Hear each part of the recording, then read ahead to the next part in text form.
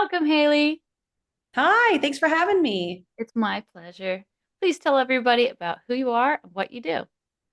I'm Haley, and I am the vocalist and founder of the band Gore with a period. We are a alternative metalcore band with 90s and new metal influences.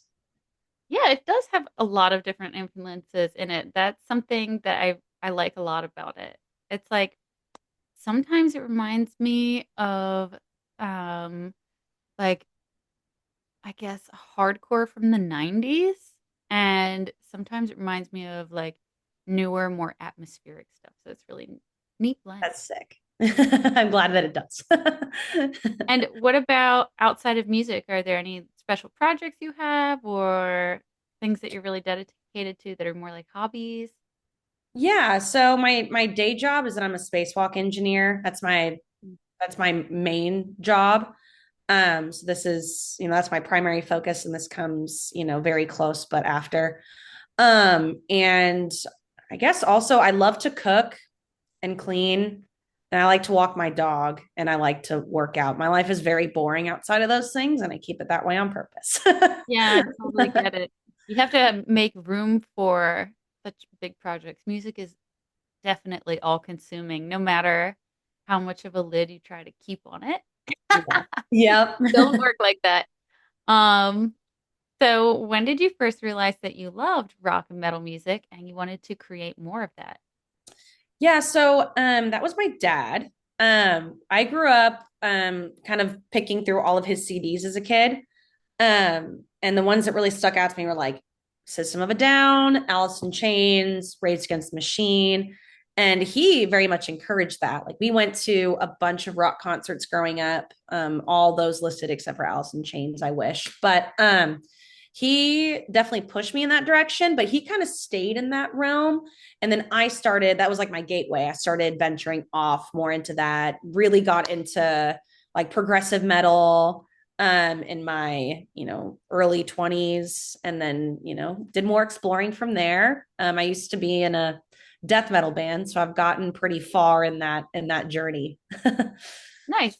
So when you say prog metal, what are some bands that come to mind for you? Because I love prog metal and I realized that what people think that encapsulates actually varies a lot. Yeah, that itself is kind of a big subgenre. So and it's funny because I didn't play guitar for too long as a kid, but I did for a few years play guitar. I learned classical and all that stuff. Loved Dream Theater, loved Monuments, Periphery, the Contortionist, those kinds of bands for sure. And I also loved like guitar virtuosos too, Mhm. like Paul Gilbert and stuff. Like growing up, when you're learning guitar and you hear those guys, you're like, whoa, this is so cool.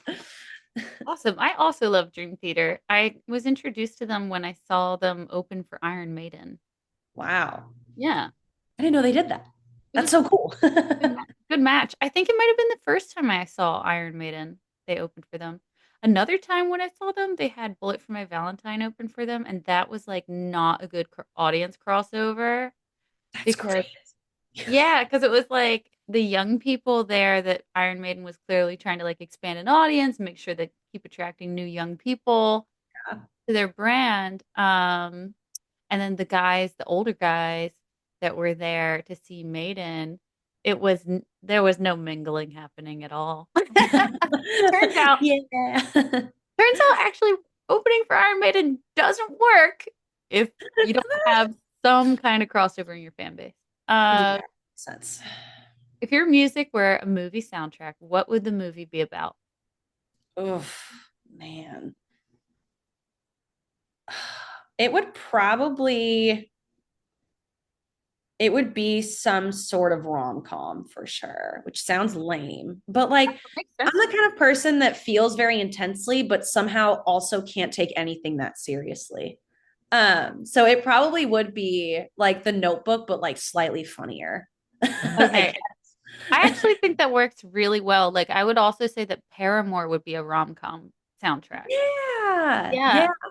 So I could see your music being a rom-com soundtrack. It would just be like, who, well, Who would the main characters be? Who would the villain be? And what would the big boss battle at the end be? I feel like the big bad boss would honestly be like not in like a tangible thing. It would kind of be like overcoming childhood trauma kind of thing, not necessarily like a person. Um, and then both the hero and the villain would probably both be me. Like I'm very much the villain in my own story sometimes. At least So I true. can recognize You know it. what? I'm probably the villain in my story too. Um, what about like, well, I guess with like CGI, I mean, it would be really easy for you to appear to be two different people. And yeah, all right, that's really fun. Is it like an 80s rom-com or is it like a film noir? I love the 80s. And obviously we use like a lot of like pinks and magentas. So I think that's a good start. I Love love 80s aesthetic just in general. It's great. Love it. All right, a vision board. If you could have any three pieces of band memorabilia of all time, what would you like to have? Ooh. One of David Bowie's stage fits for Mm. sure. Um, what else? Maybe one of those. And then maybe like anything from The Sound of Music. I just think that's such an aesthetically pleasing movie in Mm. general. And then something from there's this like artistic piece movie called The Holy Mountain. Mm.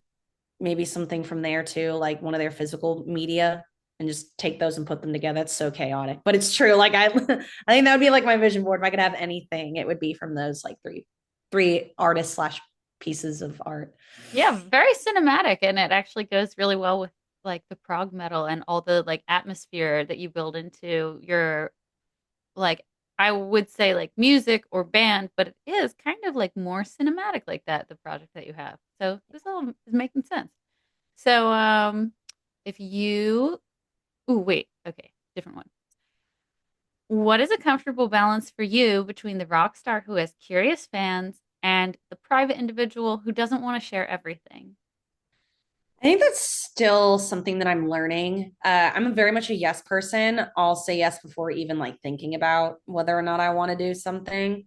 And so sometimes I feel the need to give people more than I actually am entitled to. Uh, Hmm. we've definitely had fans, and I love every single one of our fans, but we've definitely had fans that have been extremely demanding of like new material or certain things. And so I think that's still something that I'm learning. I think being a little less accessible on social media has helped me in that way. And not because I want to seem cool or look cool, but just to like preserve my own personal life. Yeah, that's actually a new point. I mean, this question is kind of new. It was totally inspired by Chappelle Roan, like being open about like, hey, don't touch me.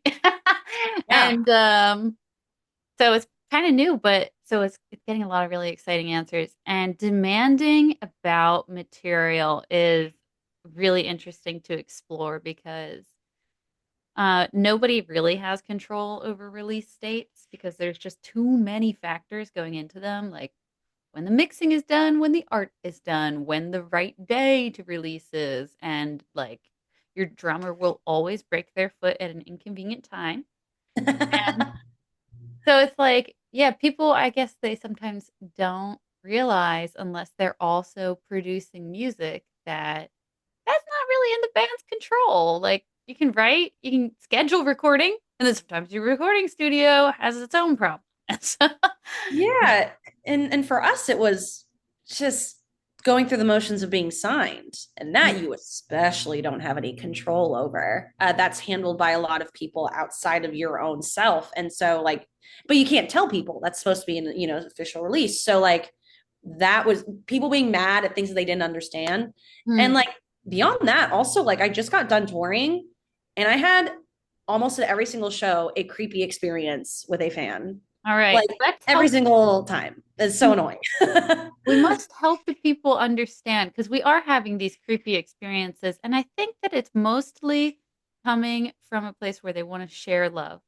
and they just don't know that what they're doing is creepy. So, what's something you wish people would stop doing and something you love when people do? I hope that people understand that it is not that I don't want to talk to you. It's that I have 100 other people to talk to as well.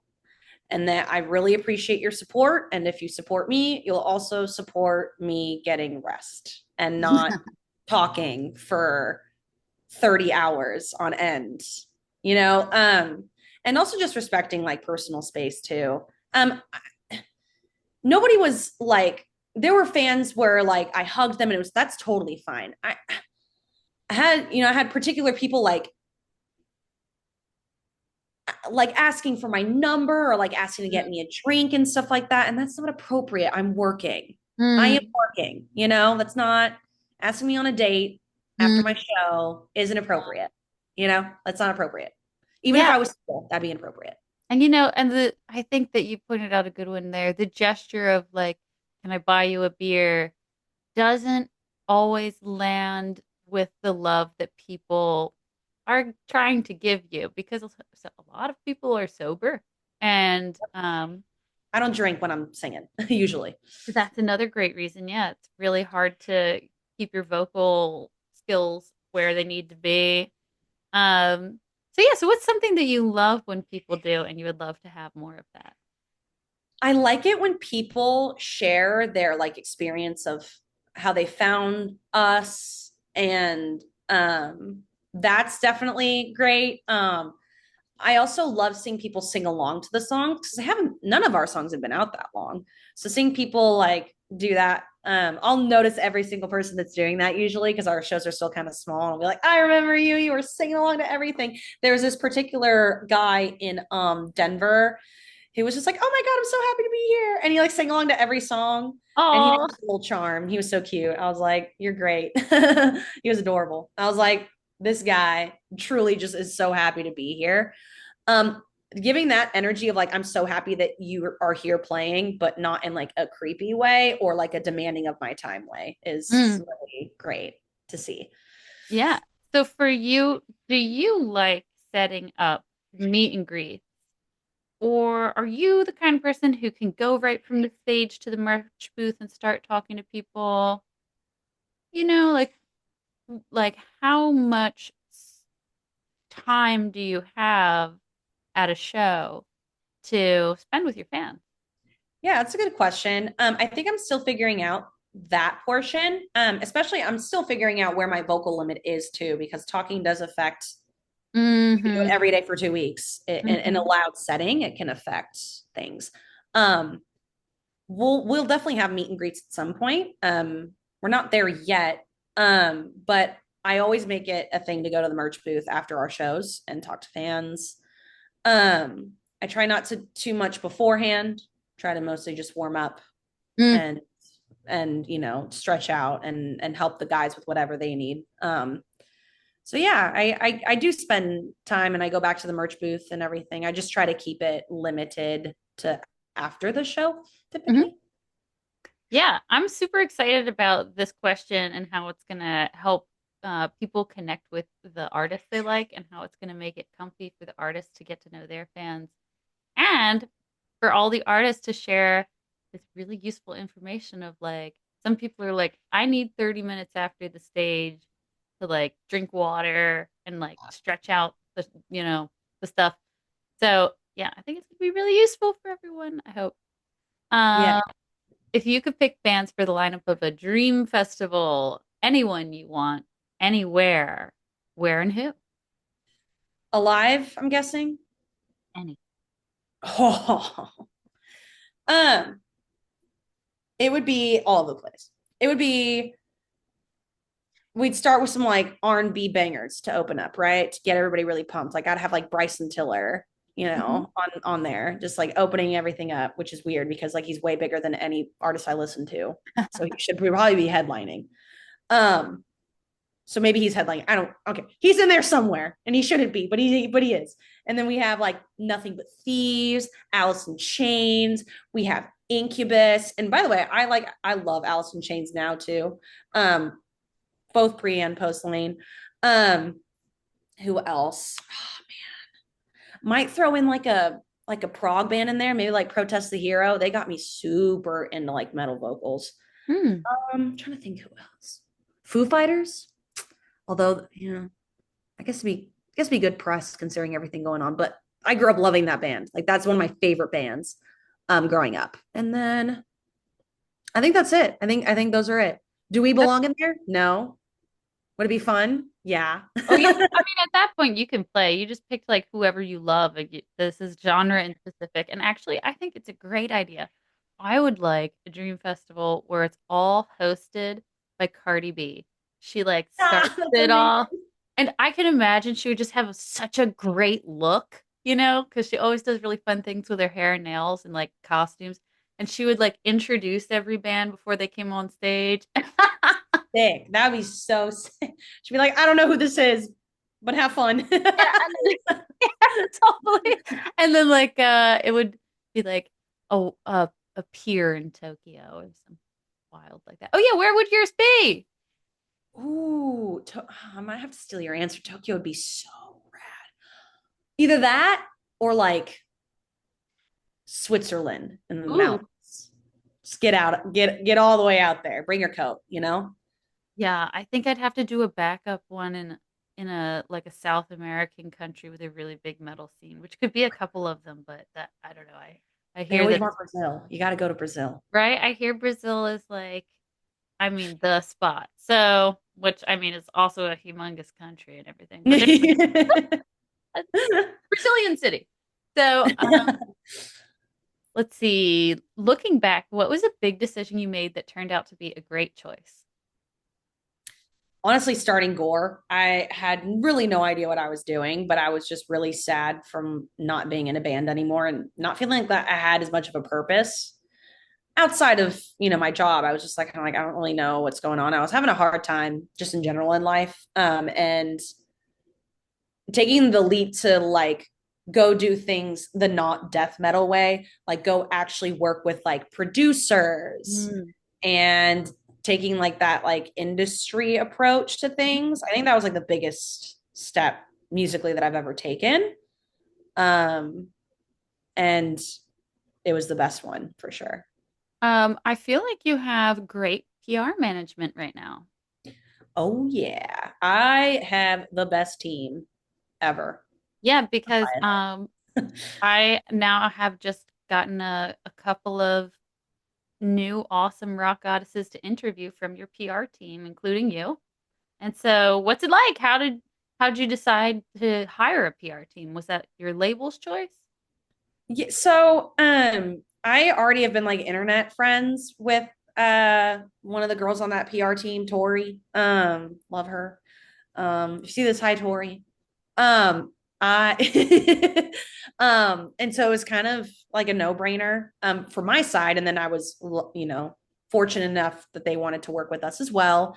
And that was through my management. My management's fantastic. I have a great management team, Felicity and Jamie. Um, and yeah, I feel like a lot of things have just fallen very beautifully into place for me, and I'm very blessed.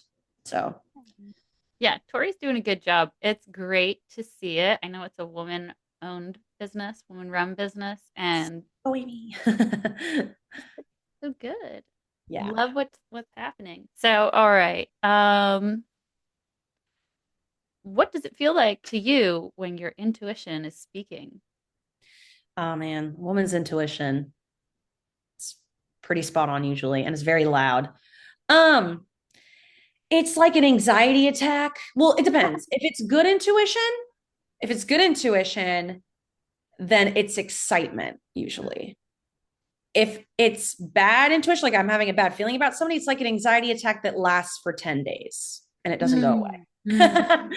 It's just like this gut feeling. And that's what's tough. It's because sometimes I'll write it off as, oh, I'm just being anxious. And I'm like, no, mm, like my body's trying to physically reject this person or situation. mm, Um, so it's usually very strong. And it's hard to ignore and mm. both positive and negative. Well, that's really interesting. I wonder about the aspect about anxiety and it actually being tied to intuition. Um, that's like something to journal about right there. That's an interesting thought. What about the excitement? Is there any story where you felt excited about something? You were like, "Oh, this is my intuition," and how did it play out? Yeah, I think initially my intuition with the producers and co-writers that we worked with for the first EP, they're friends of mine, Ben and Caleb from Miserable Productions. I had a lot of excitement about working with them, and I had a very good feeling about it. And then, walking out after we wrote, EP1, I was like, man, like that was the right move. Like that excitement was valid. Um, and also with my management team having excitement about working with them, my intuition very much, I in many aspects of this journey I have had options to like talk to or entertain people that are like a bit bigger, I guess. But my intuition told me to work with like specific people along the way that might not be as like big or renowned. Hmm. And it has been the right move each time. Hmm. Not that those people aren't amazing in their own right, but just for Gore itself, it felt like, my intuition definitely saved me there. That is very deep. I appreciate that answer. I'm now thinking like how people advised me to use this show to interview like Doro Pesh and every like iconic familiar name that you can think of. And I thought, I'm very interested in people on the cutting edge, like where it's like they have a specific pure creative vision. Sometimes they've been in this long enough to know where that's already going, but it's very exciting and interesting right there. And I want to talk to people when they're at that spot. And I think that's actually been exactly what I should have done. I think that is more important. And you just like made me think of that where like maybe you worked with a lot of huge people, but there were specific people that were exciting to you. So Yeah. Yeah. thank you. That was a teaching moment. Thank you for that. Of course. Intuition right there. Yeah, stay with the vision. Okay, cool. I had a reason for it. Now I'm anyway. Yeah. So, what's your favorite gear and your favorite stage wear? My favorite. What was the first question? Gear and stage wear. So stage wear, I'll start with stage wear because it's the harder answer. Um, I really I try to go with what's comfortable but flashy. I think that Amazon's very underrated when it comes to fashionable finds. I think you just have to do a lot of research. I love Etsy because I love, like obviously Amazon's good for affordable things, but I also want to like balance that by getting like things from actual like artists that I'm supporting. So those are usually my two favorite places to go. Gear, I recently got a microphone from Telefunken, and that thing did me wonders on tour. I felt like it's been a better live mic than any live mic that I've used. Um, as far as like other gear, I'm a vocalist, so I don't have much gear. Mm. Um, I mean, people who are vocalists often say that, and then I have to point out to them that you have just a different kind of gear than a guitarist or a drummer or bassist, and that's yeah. everything from like the insoles in your shoes to a specific kind of hair detangler because that Yep. counts. Yep. And, coconut milk for your voice, your Yeah. healthy snacks along the road. Because if I eat McDonald's every day on tour, I will die and I'll Mm. sound like shit. Um, Yeah, a favorite tea, that's really important. A favorite warm-up technique. yep. Ooh, the tongue stretches. Tongue Like I was so, yeah. So I was so Let me used see a to, tongue stretch. Show me a tongue stretch. and you have to do like big little face, which makes you look absolutely nutty in front of people. But you go, and it like releases jaw tension. So it does. Yeah. And if you do that, you do it just to the point where you kind of feel tired, you'll start to feel like really loose and then like tongue stretches, like moving your tongue down to the side. Oh, Again, you look absolutely insane. And I try to do it before I do makeup because I'll ruin my makeup if I do it after. right. But it's honestly, it works so well. And That it's, is it, so helpful. Yeah. yeah. I love See, my, I'm saying that's gear. Tongue stretches are gear. yeah. My my go-to warm-up is just any noise my parrot makes, make it back. They'll make sure that I try everything. You got a parrot? Too. And all That's day they make funny noises and they love when I mimic them. So that's pretty much the whole exercise. that's Get a parrot. Adopt a parrot. A rescue parrot though, people.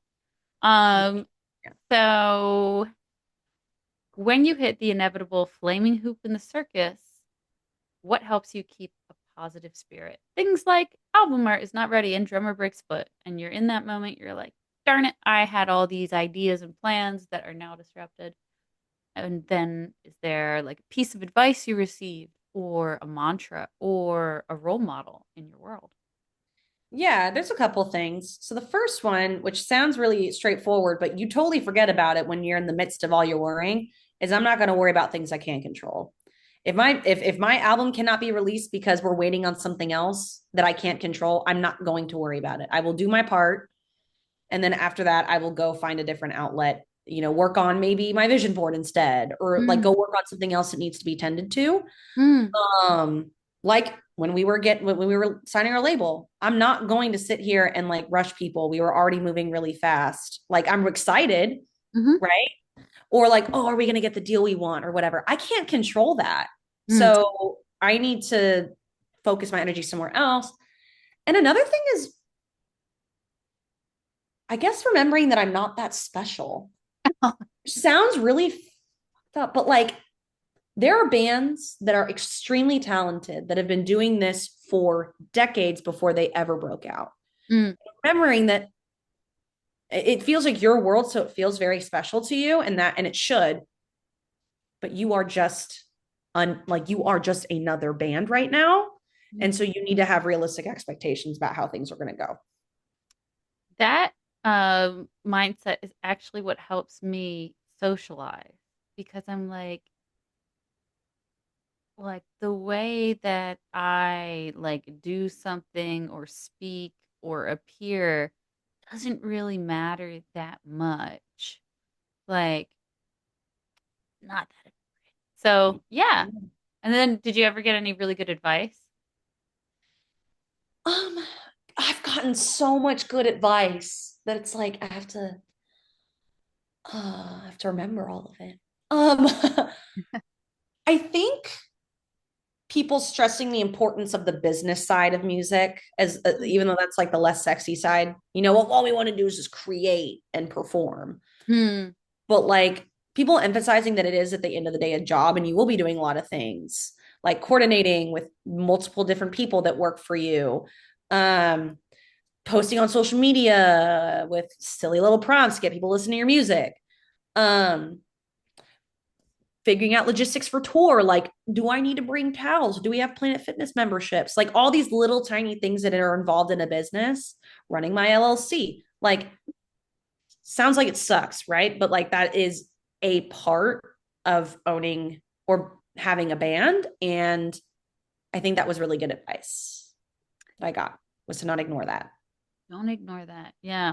And Planet Fitness, that's another great tip. Gym membership, 24 hours, many locations. Clean showers. There you go. There you go, everybody. I know there was one interview. I don't remember who it was in this moment, but she had toured the US several times. And so she knew every venue that had a full bathroom. Really? That's amazing. Yeah, I when I remember who it is, I'll send it to you in a DM. In this moment, like the band in this moment? When I remember which band told me that, I will DM you what episode it was. Okay. Because you said in this moment, I was like, is it the band in this moment? Or are you saying you just can't remember it in this current Oh, moment? I can't remember which band it was. Oh, okay. I was like, oh, I know who that is. Yeah, Oh, okay. oh, that's really funny. Yeah. I was like, yeah, Maria Brink. Um, okay, so what is a performance memory that you'll never forget? Oh. Um, oh, this one's gonna make me cry. So I don't have that many, but one that happened very recently was that my dad came to the Dallas show. And I've always felt like as a kid, like I didn't have like a ton of support musically growing up. And so I was so nervous for that show because like my dad's flying out from Arizona to Dallas to come see my show. And he's bringing his friend who's like my unofficial uncle. And then my boyfriend also came and they met for the first time at that show. And so it was just like a very nerve-wracking like show for me. But I remember getting off the stage and him being like saying so many, like several times, like, I'm so proud of you. Mm. And like being like, oh my God, I'm gonna cry. And like Aw. him like telling everybody, like, that's my daughter, like that's my daughter, that's my daughter. Oh, Like, oh my oh, God. that's gonna make me So cry. it was just like such like a you know, every little girl wants to be, validated by their dad. And it was truly like it like filled a hole in my heart for sure. Oh, And I don't know if anything, it's like, I don't know if anything else will ever top that. It probably will, like a player in arena will be like, yeah, this is way better. no, probably not. I mean, I think actually that's something this year, especially, I've been sort of meditating on. We're so pushed to grow, and growth is good, but it sometimes takes away our appreciation for where we are because sometimes where you are is better than you think. So I like as an artist, I remember the first gallery show I did and how it came about was really simple. I just was posting my work on Instagram. The gallery saw it and they asked if I had such number of paintings available. I did, and it was in my area in Seattle, so I drove to it and I dropped off the work. And they sold half of it at the show, and that was actually the most perfect experience I ever had doing a show with a gallery. It was like the least amount of work and a great result. And I thought at that time I had to grow so much more and I was so illegitimate and I was just barely an artist and all this kind of stuff. And actually, no, it was a great place. And so I think that if that never gets topped, great. You just got so much more than so many people will ever get. Yeah, that's a great point. Because if you never appreciate where you are, as they say, you'll just be miserable, you Yeah, know? yeah, always more, more, more. And the other thing is we don't even I think that for some of my friends that are in the really big bands where it's just a brand at that point, it's not even a band anymore. They actually tell me they don't get a lot of compliments. They mostly get criticism from people because they're so big that people just assume that they don't even need compliments anymore. Yeah. And it's like we're all being pushed to get there to the point where people don't appreciate us anymore. Like maybe it's okay. I don't know. To like Yeah. not have that be a goal. Maybe it's better to have a goal be my dad is proud of me or, I'm happy I got back to music or I did a show and I didn't hurt myself during the performance. Maybe that's something to be very happy for. Yeah. I mean, that's a really good point because I feel like a lot of people, when you get to that level, that superstar level, they don't even see you as people anymore. So how could they offend you if you're not a person? You're just an Mhm. entity at that point. Exactly. It's like, oh, that sucks because somebody's looking at that like that, or their social media managers looking at it like, hide it, hide that comment. Yeah, I know. I mean, I don't read the comments. One time I accidentally did because I had to like go into a different section and I was like, Diabolical. it wasn't even like very personal, so I couldn't be offended. It was just like shocking human behavior. So, Uh-huh. ugh. Yeah. Anyway, so after a long day of recording, touring, or working out the kinks, what is your favorite way to practice self-care? Ooh, I like I like to cook something like really comforting. Like there was this one time where I made this like caramelized onion pasta dish. You literally take butter, eggs, caramelized onions, which take forever to make if you make them right, and then put them in a blender and you make a sauce out of it, and then you put it on pasta. Make like a really good comfort meal or like teriyaki glazed salmon. Hmm. Sit on my couch with my dog and my boyfriend with a Mm-hmm. glass of wine Mm-hmm. and watch movies. Yeah, and just think about how proud of you your dad is, and then there you go. It's all done. That's it. Yeah, and how much my dad loves me. Yeah, done. Rocks. And my mom. And Both your of them. mom. Yeah, boyfriend, Wow. dog, mom, and dad, and Caramelized onions. What more could you want in life, honestly? We One need girl. to think about where we are today. And do you have any new announcements for us? I know you do. Okay. So there are some that I can't tell you that I wish I could. But the big one is that our EP is going to be fully out on October 24th. With that is our last single. Heaven is Above Me comes out this Thursday. That is actually the first Gore song that was ever written, which is ironic because it's the last song you're going to hear, but it has a very special place in my heart because I remember hearing this song when we were all done writing it, them playing it back and being like, this is something different that I don't hear a lot. And I'm very excited to bring something new to the world.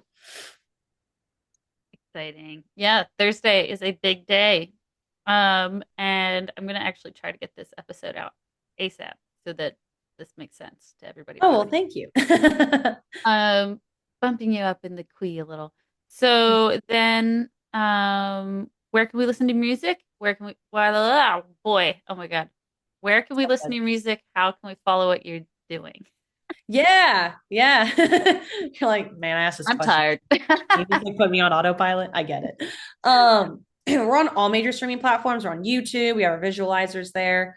Um, I mean, you can follow us on Instagram. That's where we hang out the most, really, is Instagram. TikTok, I'm still on it, not as much. Mm. We're on YouTube a lot as well. And yeah, just come say hi in the comments. We try our best to respond to every single comment. And unfortunately, that means sometimes I have to see the incredibly rude ones. So Yeah. make my day better by putting a nicer one in, please. Yeah, that's right. Balance out the rude ones. Please tell the rude people that they're being rude so that Haley doesn't have to. So now we're going to play the vinyl game. If you've ever seen any episodes of this show before, it's always the same rules. I'm going to hold up two pieces of vinyl and you'll pick one that you want to say something about or you just want to ask a question about. So, King Woman or Girl School? Can you put Girl School up a little bit more? Ooh, I like classic cars. Tell me about that one. Classic metal too. It's an all girls band, and I know that they're actually about to play with some of the other rock goddesses. So I'm assuming that that means that there's a whole tour. I just saw one of my friends say that she's going to play with Girl School. So they played with Motorhead. Lemmy was a big fan of them.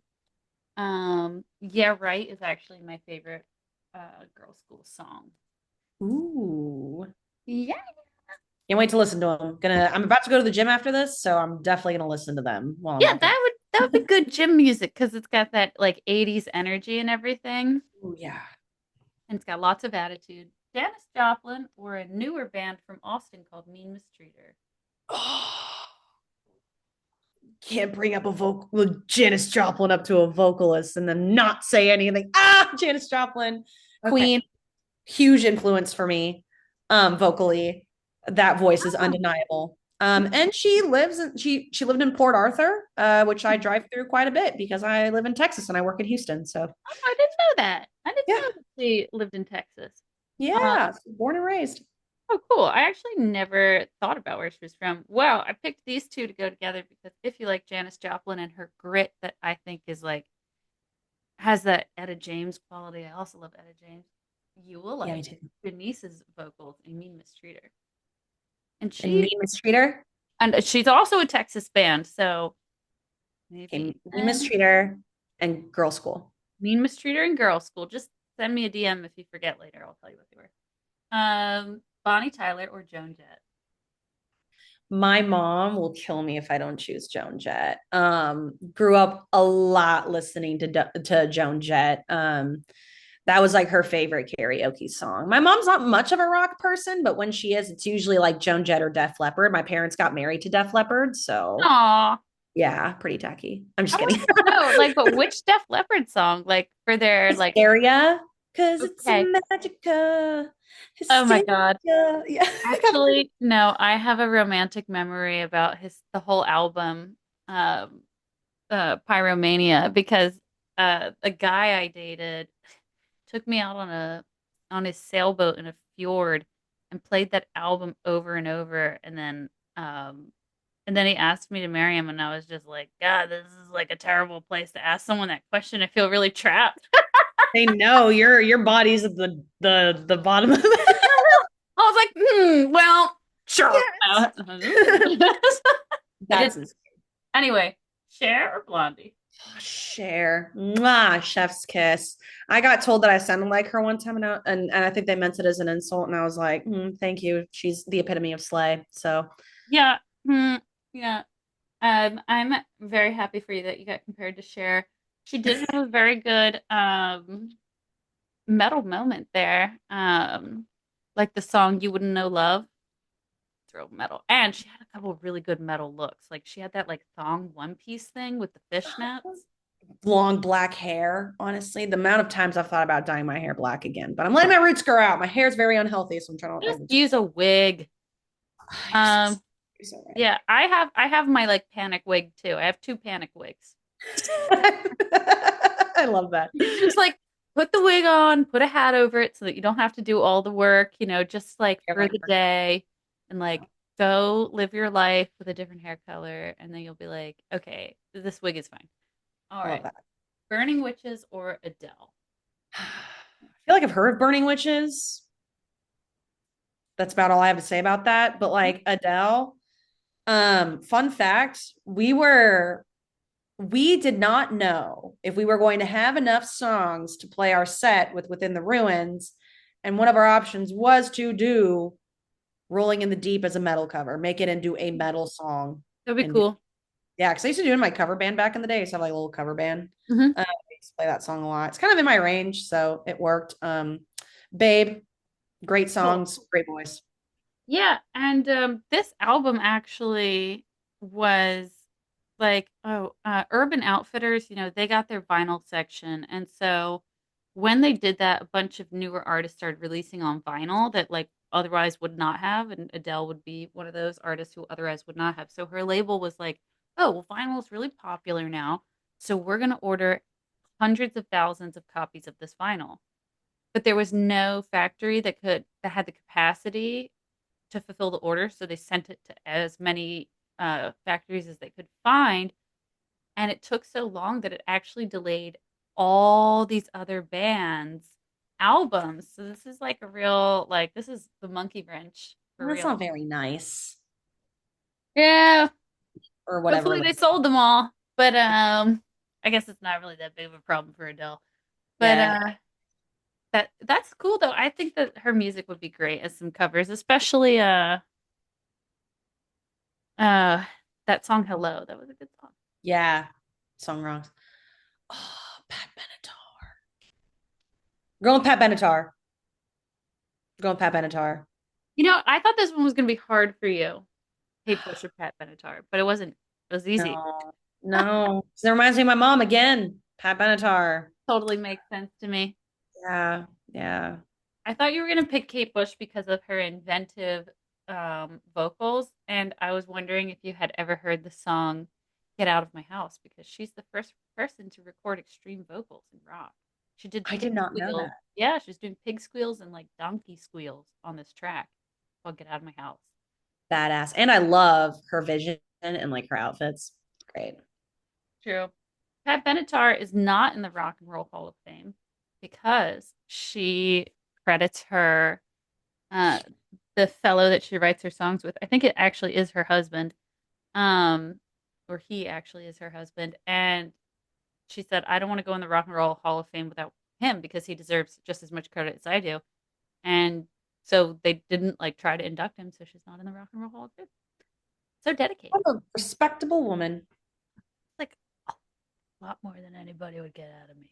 So And like, honestly, as a if you're like a professional like writer or producer, like you do have to kind of like live a bit in the shadows compared to the people that you work with. It's just kind of the thing. So it's really cool of her to do, but like it's definitely not the standard. I'm yeah, sure there's plenty other people in the Rock and Roll Hall of Fame who didn't do a single lick of writing or production and are there. yeah, actually, like Grace Slick was inducted, one of the early inductees, and she was inducted with Jefferson Airplane, but their two biggest hits are songs she wrote.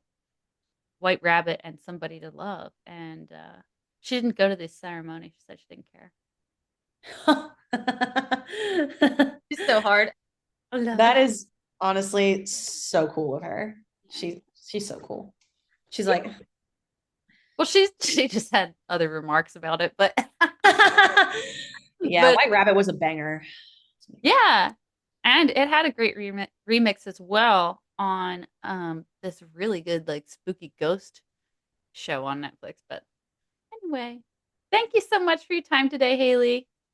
Thank you. Thank you for having me. This was really fun. My pleasure. Bye. Keep in touch. Bye.